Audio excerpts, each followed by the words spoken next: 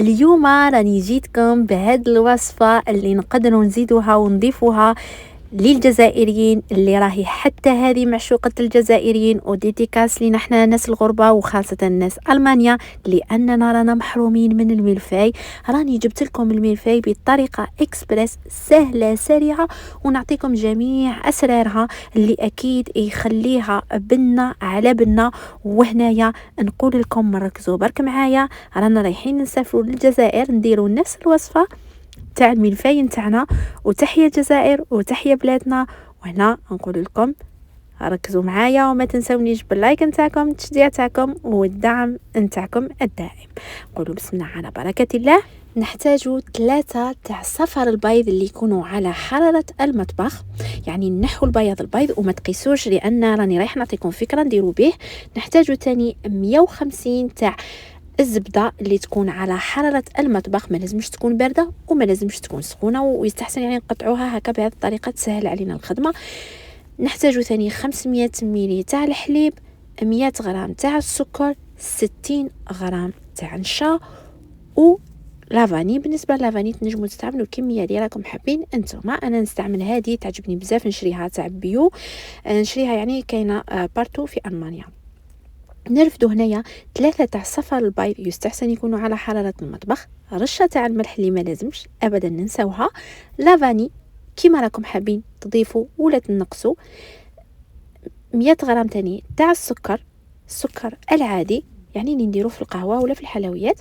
نجو نخلطوه بارد على بارد، يعني هنايا لازم تخلطوه جيدا، يعني كي نجو نخلطوه هكا كي يجي يدير الاحتكاك بين الصفر البيض ولافاني هذيك والسكر راهي رايحه تتغلب على رائحه البيض. عليها نقول لكم هنايا بارد على بارد خدموا جيدا، ويستحسن يا لو كان تكون عندكم هذا الخلاط تاع السيليكون، يعني باش نضمنوا على صحتنا وما يعني ما ديرش الاحتكاك مع هذا الكسرونه يعني على صحتنا برك. واكيد ما نساوش تاني 60 غرام تاع نشا في هذه المرحله ثاني نضيفوها حتى وين نشوفهم خلطوا كامل مع بعض. في هذه المرحله نزيدو نديرو تدريجيا وحنا رانا نحركو هادوك 500 ملي تاع الحليب، رانا نخلطوه حتى وين ثاني نشوفوهم اندمجونا كامل مع بعض. يعني هنايا رانا بارد على بارد، من بعد نجو نحطو على الغاز اللي يكون فوق المتوسط يعني يكون قوي شويه، نخدموها كامل حتى وين نشوفوها بدات تشد روحها.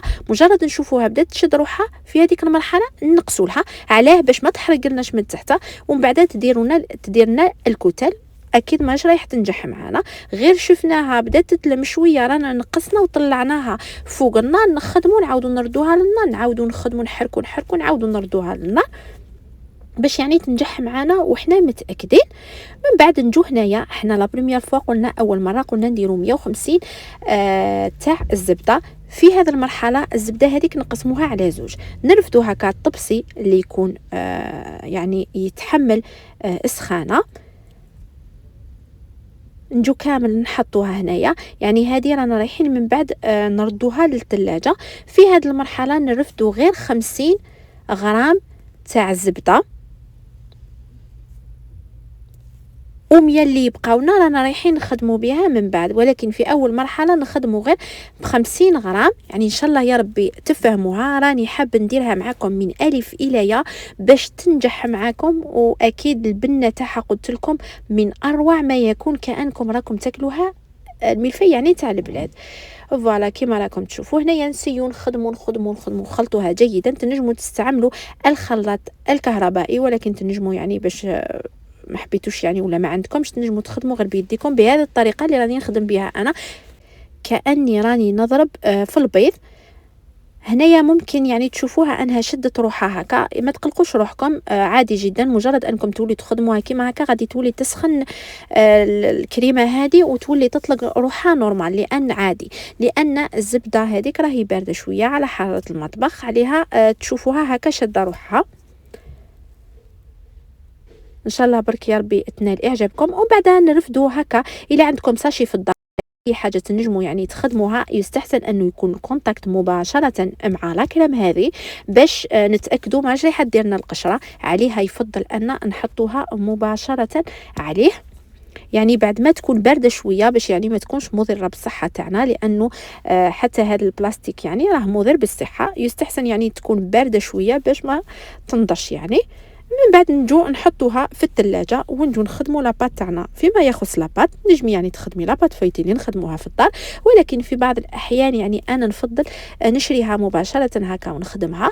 نجو نتقبوها كامل الى ما عندناش باش نديروها، يعني ما عندناش هذيك الماكينه اللي تخدم لنا مباشره، انا عندي، ولكن حبيت نوضح لكم تنجموا تخدموا غير بفرشيطه، ولكن ما تخلوش ولا بلاصه بدون ما تفوتوا عليها بالفرشيطه. فوالا. وبالنسبه لاكريم عفوا لاباط فويتي، انا يعني نديرها الا حبيت نشارك معكم الوصفه. عندي وصفه جد سهله، ولكن برك الاكثريه نستعملها مره في رمضان، ندير كميه كبيره ويعني نحافظ عليها رمضان كامل. ولكن في الايام العاديه راني ندير غير هكا، يعني نشريها برك من بعد نديروا عليها، من بعد ما تقبناها تقبه نجو نحطوا عليها ورق الزبده ونحطوا عليها حاجه هكا باش من بعد تجينا متساويه كامل. نحطوها في الفرن اللي يكون شاعل مسبقا، نخلوها هكاك حوالي 15 دقيقه حتى وين نشوفوها طبت لنا بهذه الطريقه. ما لازمش تطيب لنا بزاف باش ما ديرناش المروره لاباط هذيك، وثاني الا ما طبلتناش جيدا ماهيش رايحه تجينا بنينه. فوالا نخلوها تبرد، يعني لازم من بعد كي نخرجوها نخلوها تبرد، ما لازمش نتوشيوها سينو تتكسر معنا. نعاودوا نولوا نخرجوا لاكريم تاعنا من الثلاجه. في هذه المرحله حبيتي تخدمي بالخلاط اليدوي خدمي، حبيتي بالخلاط الكهربائي راكي خدمتي. هنايا نكملوا هذيك الزبده اللي تكون على حراره المطبخ اللي هي 100 غرام. يعني في هذه المرحله لا العكس، يعني هنا تبدلت ولات لاكريم هي البارده ومارغرين هي اللي راهي على حراره المطبخ، حتى وين نشوفوها اندمجت لنا كامل مع بعض وتعطينا يعني اللون هذا. يعني رايح تتبدل اللون تاع لاكريم هذيك تولي كانها بيضاء هكا، يعني بلون كاسي. من بعد الى حبينا نخدموا خدمه شابه ونقيه نجو نخدموا كيما هكا، يعني نرفدوا كيس حلواني نخدموا به. وإلا ما عندكش تنجمي تستعملي الكيس تاع الحليب، يعني تغسليه برك وتخليه يعني للمدى الطويل تولي تخدمي به، تخدمي يعني خدمه انقيه. من بعد هنايا نولوا لاباط فايتي تاعنا اللي نرفدوها نقطعوها متساويه، نقيسوها ونقطعوها متساويه، نجو نحطو كيما هكا. يعني دوك راني رايح نعاود معكم، يعني هنايا يستحسن ان تكون الطبقه عاليه بهذيك الطريقه اللي وريت لكم. لكن الى ما هذا الكيس تنجموا يعني تخدموا عادي جدا. شوفوا يعني انا علاه نفضل نخدم هكا، لانه من بعد كي تخرج لي متساوي ويخرج لي عالي. نفضل انا يعني الملفي يجيكم عالي. يعني الا خدمتوا بهذه النسبه ولا بهذا القياس ولا الكميه اللي خدمت انا فيها، يعني رايحه تخرج لكم هكاك حوالي نقولوا 15 حبه ويجوا عاليين وشابين. نتوما تنجموا تخدموا غير بالموس وبمغرف. كل مره نحطوا ورقه لازم نضغطوا عليها هكا باش تجينا متساويه كامل.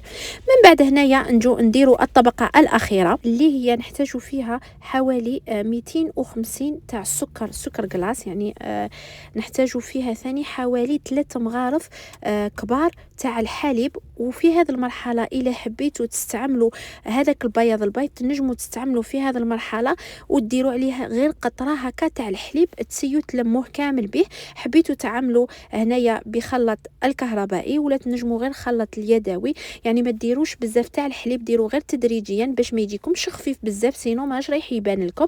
انا هنايا استعملته بالكراميل، عليها استعملت مغرف كبيره تاع طوفيا. نتوما ماشي لازم تنجموا يعني تخلوه، ولا حبيتوا يجيكم بالسيترو ما ديروش الحليب، ديروا عليها عصره تاع القارص. من بعد نجو نحطوه كامل عليه كيما هكا. قلت لكم ما ديروش بزاف الحليب باش يجيكم ثقيل. لو كيجيكم سكر كلاص تاعكم خفيف بزاف ماش رايح تجي الشكل ولا التزيينه تاعو شابه. من بعد هنايا هكاك وهو مازال ما بردش لينا، لازم بسرعه نحطوا عليه هكا شويه تاع الشوكولا. يعني تنجموا ترفدوا هذاك السكر كلاص تحطوا عليه شويه تاع الكاكاو وتخدموا يعني جو تزينوا هكا الخطوط هذو. انا استعملت هنايا نوتيلا. من بعد نرفدوا هكا حاجه فرشيطه ولا مغرف هكا تكون رقيقه، ونجو نديروا الاتجاه واحد ونعاودوا نجو بالاتجاه الاخر باش نديروا الشكل هذا المعروف تاع الملفي. من بعد ندخلوه للثلاجه نخليه حوالي ساعه كامله. حذاري ما تقطعوهاش الى ما يش بارده. كيما تنجموا تحطوها في الكونجيلاتور حوالي 15-20 دقيقة تنحوها. وفي هاد المرحلة كنت نوري لكم الموس تاعكم ماشي تحركوه تروحوا وتجو، لا على ضربة واحدة حطوه عليه، قطعوها مباشرة باش تقطع لكم مرسو كامل. وكل مرة لازم تديروا تفوتوا عليه بالطرشون هكا، ولا لازم تمسحوه باش ما يجيناش لاباط هذيك تلصق في لاكريم هذا، باش تجي الشكل تاعها شباب. يعني كي تجوا تقطعوها لازم تكون باردة، يعني مجرد انكم تحطوا عليها التزيينه هذيك الاخيره، حطوها مباشره في الثلاجه حوالي ساعه، في الكونجيلاتور حوالي 20 دقيقه الى حبيتوا، ولا في الثلاجه من فوق ساعه. من بعد تعاودوا تجوا تقطعوها. كي تجوا تقطعوها حطوا الموس على ضربه واحده، تكوا عليها باش تقطع لكم على ضربه واحده. وكل مره تجوا تقطعوا لازم تمسحوا الموس تاعكم كما تشوفوني انا كنت نروح نمسحه ونعاود نجي. شوفوا يعني كيفاش جاتنا اروع ما يكون، وخاصه بنينه بنينه بنينه هبال. انا يعني كي نديرها حقيقه راجلي دائما يدعي لي ويقول لي يعطيك الصحه، كأن رحنا للجزائر. في نفس الوقت يعني تنجموا هذاك الأخيرة هذه، يعني أنا الزوج تاعي هذه الأخيرة كامل اللي زينتها دايما يعاود ينحيها يقلبها وياكلها، عليه يدير هكاك الله أعلى وأعلم. قولوا لي إلا نتوما ثاني طبقة الأخيرة تنحوها تقلبوها وتاكلوها. فوالا هذه هي وصفتنا لنا اليوم. نقول لكم ان شاء الله يا ربي تنال اعجابكم، واي وحده فيكم كيما نقول لكم دائما حابه وصفه ان شاء الله يا ربي تكتبيها لي، واكيد انا راني رايحه نديرها افيك ان غران بليزير.